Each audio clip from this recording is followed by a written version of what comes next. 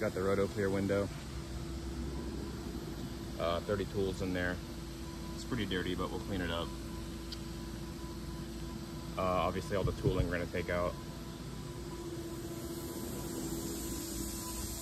The Lang stuff, we'll take that out as well. It's got some cosmetic paint wear and stuff, but that's just from chips sitting back there.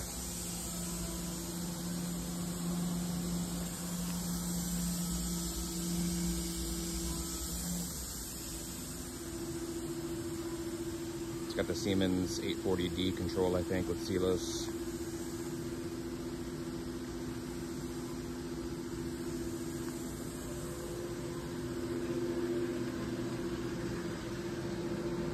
We've got these filter screens on